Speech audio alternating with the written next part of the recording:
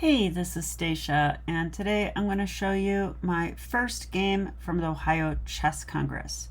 So this first game was a G60 with, I think it was plus 10 or delay 10, and I played an 1800 named William Miller. Seemed like a very nice guy from New York, and well, let's get into it. So to start off this game, I played E4, of course, and he went C5, and I got to play the Smith-Morra Gambit. Takes C3, and he did accept the gambit, and D6 was his first choice. Knight to F3, knight C6, and bishop to C4. Okay, so normal position so far, and now it's kind of time for black to decide how they want to play the position. So he thought a while here, and he played E6. So we've got the shenanigan pawn structure. So that means that I pretty much should be okay with playing positional now. It's very hard to crush this pawn structure, but it does kind of like give up on playing. Well, basically, they can try to get d5, but they never will.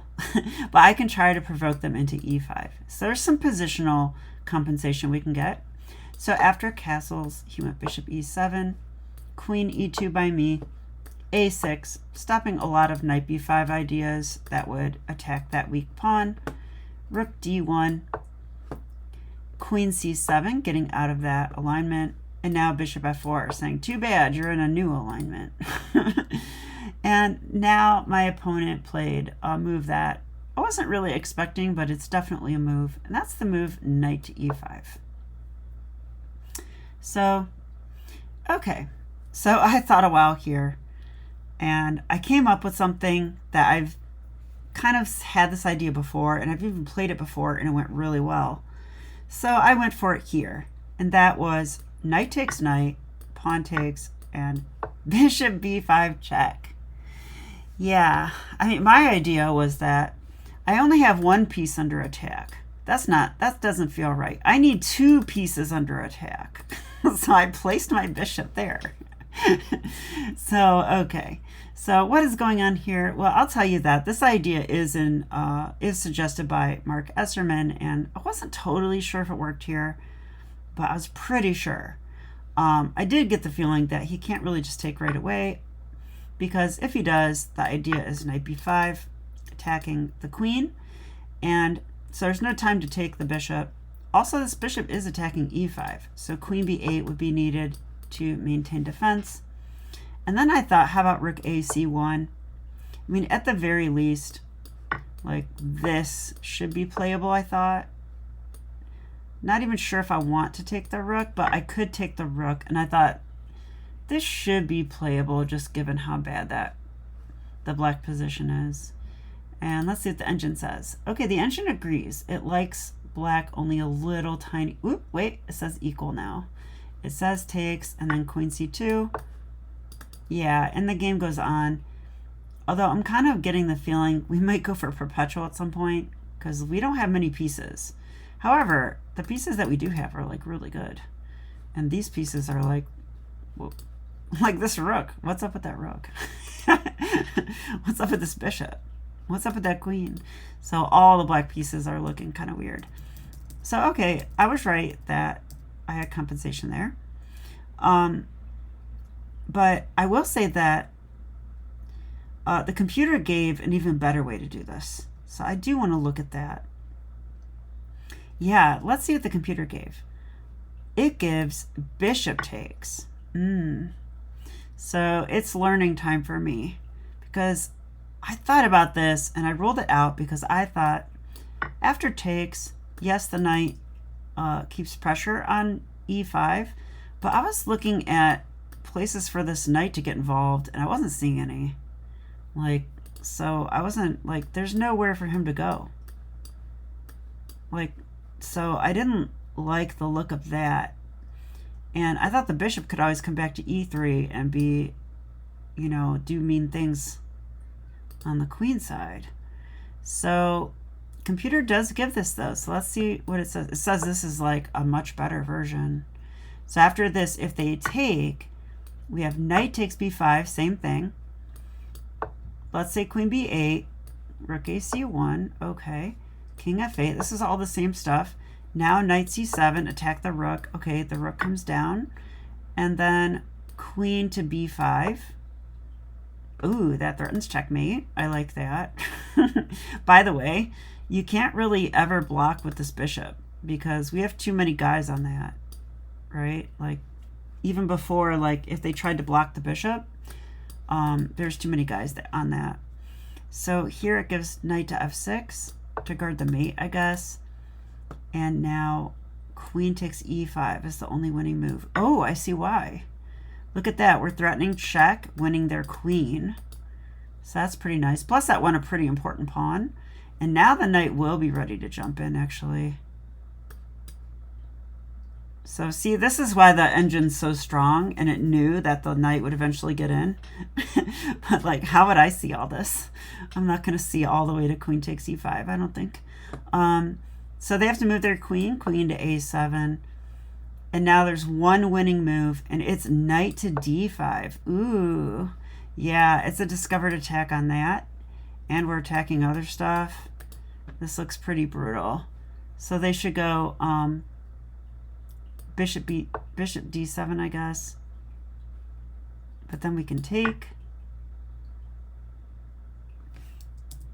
I mean, they could take the knight, I guess. But, I mean, this doesn't look so good, right? That's like easy checkmate. And so they would have to block with the knight, but then I'm very suspicious. Yeah, maybe queen takes d5, because aren't we threatening like that move? And how do you stop that? That looks brutal. Probably the only thing you could do is this. Doesn't really help. I don't know. Because then if the king does move away, we get the bishop. And if he doesn't move away, yeah, I don't know. I don't know. And if they do the f7, that's even worse. Because now the king has nowhere to run. Right? Like, that's just horrible.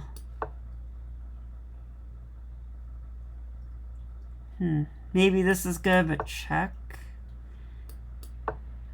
King's going for a run. Could check again. King h6. Where's the mate? Where's the mate? Where's the mate? Knight f5. Win that. I guess I could just be lazy now. Okay. Yeah, so I'm a believer now. Okay, computer, I get it. So that's pretty fascinating. I don't know if I can even expect myself to calculate far enough to see that my knight does get free like that. So I picked a weaker version of it. Yeah, and in the game, though, he did not take either bishop, if you can believe that. Well, that one's illegal. So you got to take that one if you're going to take one. But he played king to f8. I actually thought this was the best move during the game. Computer thinks that taking the bishop is equally good for black. So my plan here was to just say, okay, well, you've damaged your position with this move. So now I can rescue my material. And I had already calculated that I could save my bishop here. And then if takes, I still have compensation because same stuff, right? The only difference here is that I don't think he has to go queen b8. So I was calculating also queen a5 because notice we don't have pressure on e5 anymore. It's like queen a5, for example. But this is protected. So it's not that much of a problem. Yeah, and then computer here says b4 is the right move. Do you know why it's playing b4? Looks obvious to me, but it's because I really want to play knight c7. But queen takes c7 would be a buzzkill. So we offer this pawn so that we can get in there. We don't even have to play it immediately, most likely. Also, getting more lines for our pieces is probably also good. Computer gives this now. And then knight to f6. And then knight c7. Yeah. To keep it supported, I guess. And then it gives rook a4. And the game just goes on from here. Wow. So wait, we have to look at this. They could take here. Which pins our bishop. So what do we do here? Well, we can definitely take the rook. That's one thing. Yeah, so they can't do that because we just take the rook. So probably they need to save the rook. That's why rook a4. Interesting. Okay, well, let's go back. That's enough of that. Hope you don't mind the analysis, but I really am interested in these positions. So yeah, so instead of finding bishop takes, I played knight takes and left both my bishops hanging for some reason, and then king f8. And now I was like, okay, well, I can only save one bishop. Let's save this one. Bishop e3. And then if he takes, I still go into all that stuff I showed. So he didn't take, though. He actually did play knight to f6. And now is the critical point of the game. So there's only one move that is basically a huge advantage for white. And then the rest of the moves are like, or some other moves are like equal. And I think the move I played is just bad. And so this is really the point where I did mess up this game. So if you want to pause your video and see if you can find the correct move, go ahead and do so now.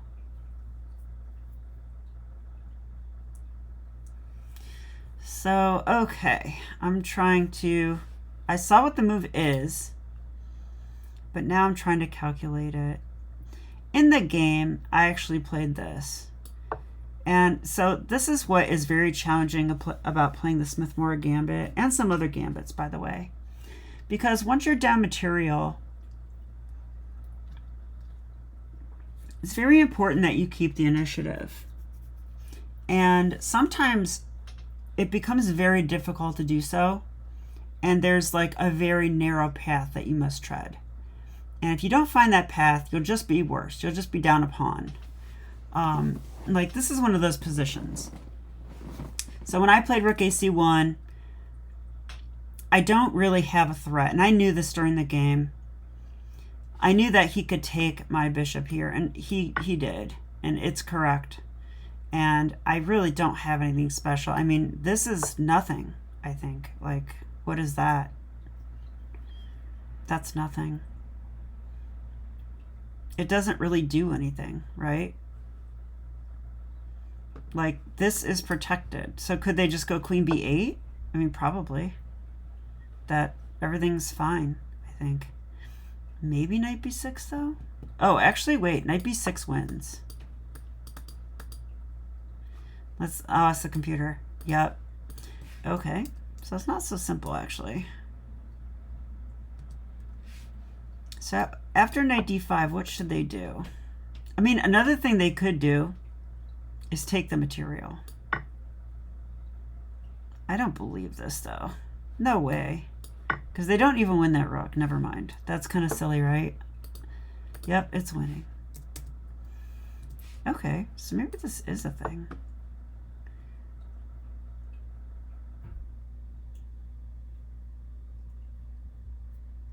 Oh, I remember why I thought they could sack their queen. I thought they could actually take my rook. So let's see if that was it. Yeah, black's better after this. It gives rook takes c1. Because the problem is, this does not come with check, but this does come with check. So you pretty much got to take that. And then e takes d5. And now here, but yeah, we're down material, and I don't know, it doesn't seem like we're getting anywhere now. Like, couldn't they even like take this pawn or even play here? Yeah, black's only a little bit better here after bishop d2, but after taking this pawn, black is just better. And so we have some compensation for the material, but not enough, and that's what it feels like to me here. I mean, they've got two bishops. This bishop is open now. That's one thing I don't like. This rook is open, and like after something like this, you know, black is going to be fully coordinated. They also own the center right now. I'm not even sure if we have time to take this. Yeah, it says we don't because they go bishop e6. And okay, we got a pawn. Congratulations. They're going to take pawns and they're getting active. So that's really interesting, actually. So I kind of knew that my threat was empty, though, with this. I played knight takes b5 in the game, but it's like, so what? He can just move his queen. Like, I have no threat with this. So I knew this. I just couldn't find anything better. And I do have a problem of knowing that things aren't that good and then not finding a better option. So let's see if you guys found it. The move actually was not rook ac1. The move is knight to a4. And yeah, I looked at this move, but I didn't see the continuation. I looked at it and I was like, okay, they take the bishop. Yeah, but guess what? Knight b6. They can have our bishop, but now we attack the rook and we attack this, and here comes rook ac1, right? It is protected as well. So what do they do? I mean, if they try to save their rook, for example, let's see. Let's put the rook, can't even go there, which I want to do. I guess let's go here, I guess. Well, then we go rook ac1. That attacks the queen. Where's the queen gonna go? Queen could go to b8, I guess. But now this, that's a fork. Can't go there. So can they sacrifice? They could before, right? Yeah, but in this case, we take back. Okay, now we're attacking this. So what do? Actually, this is kind of funny because if bishop d7, because it is defended, we can take that. That's a check there. And now this. There's no way to block. Right? They can go here. I take all your stuff. We get all of the stuff. So that's losing too. So wow. So knight b6 is super powerful, even if rook ac1 isn't in yet. And that is what I missed, because I was looking at this and I saw the capture. Now, I think I even looked at this, but I just didn't think it was good enough. I just ruled it out. But it turns out it's a lot stronger than I thought. I thought, oh, they just moved the rook. And then when I play here, they move away. But I was wrong. I don't think I actually saw this rook takes c8. If I had seen that, I probably would have played it. Had I even seen that, but I did not. So unfortunately, I didn't find the right move. And see, that's what I mean. So you have to find knight a4 here. If you want to win this game, you've got to find this move. It's the only move. And by the way, if they don't take the bishop, we have the same threat. So it actually says queen a5 is the best move here. Because at least that attacks the bishop. But then knight b6 anyway. That's what the computer gives. So like, let's say they take, we can take, they take back. We're still on this. They still have back rank issues too. Yeah, I mean, I'll just take the rook. I mean, I would definitely take the rook here. Yep, it says we're winning. If bishop d7, it gives now. But then knight b6. We're still going to do that. If bishop c6, f3, we protect our pawn. We're up material now, so we can even slow play it a little bit. We're still definitely better developed as well. So yeah, that was the defining moment. So I didn't find that, unfortunately. So in the game after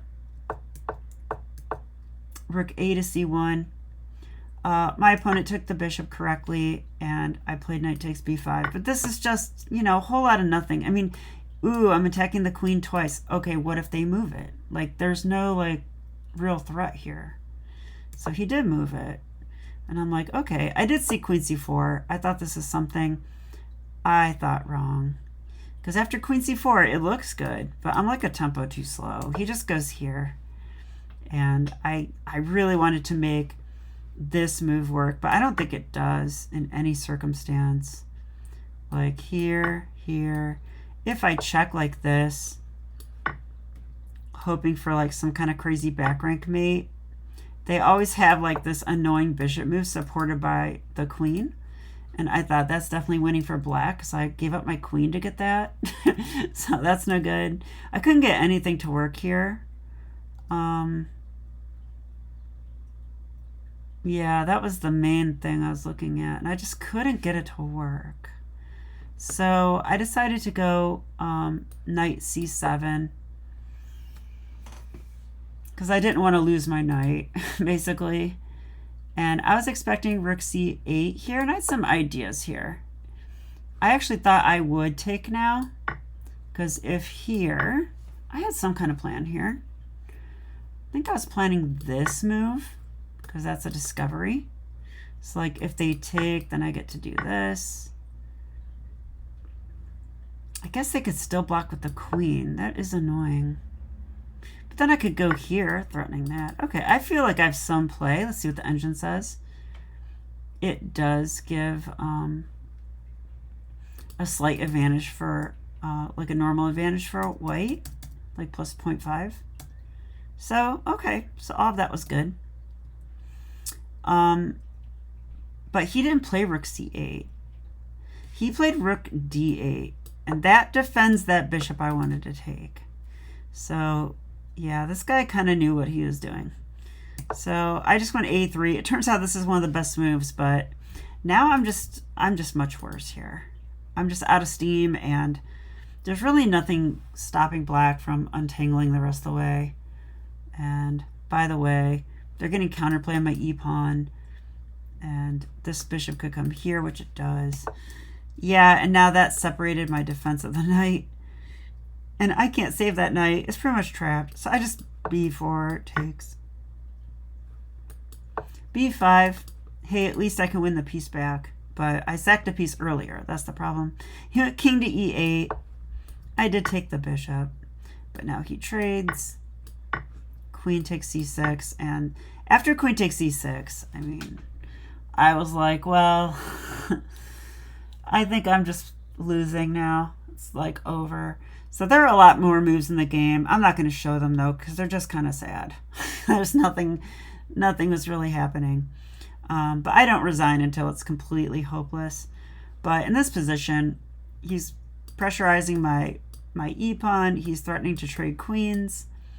And on top of that, he's up 4 points of material. So yeah, he's got an extra piece and a pawn, as far as I can tell. So that's going to do it. So I played some more moves. I think I did take here, and I tried to play tricky, but I mean, it was kind of easy to spot what I was doing. And I think what I was doing didn't work. I guess I will show it real quick. Because here I decided to go f3, save my pawn, because I thought if he takes here, I could go here. And now, you know, when his bishop moves, I get check and I win the rook, except for one thing. He could go back. And then I can't do it anyway, so I just lose that pawn then. Yeah, and this is just hopeless, I think. And if I ask the engine, it says, yep, -4 for black. So that's kind of how it went, and my opponent did finish up the game really nicely, so kudos to him. He played really well, I thought. Maybe he should have taken the material sooner, but I understand why he didn't. It's kind of scary. It's probably good that he didn't. He only took it when he was sure he could. And that was the moment that changed the game. So like, if I do my quick recap of the game now, I would say I got one of my favorite openings, and it was going fine. And I got to play this sacrifice, which I'm familiar with, and seems to be working. He played king f8, and then after knight f6, yep, I had one chance to find the right move, and I didn't find knight to a4, and instead played the slower move, which doesn't make a threat or keep the initiative. And that is when this happened. So I guess I could have done a little bit better with this move. Yeah, but even this move doesn't work due to queen takes c1. But I think that was a better chance than what I did in the game, because knight b5 is just like a whole lot of nothing. So queen a5, like he feels free now.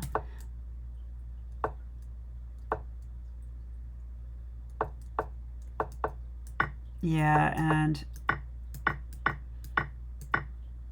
yeah, and the game was over pretty quick. Wow, it seems weird to me, like given how long this game was, which was pretty long, like almost 2 hours. It was only 26 moves. Okay, well the end game was actually longer than that, but yeah. So I'll delete these moves that, actually these did happen, right? Except he didn't take the pawn there either.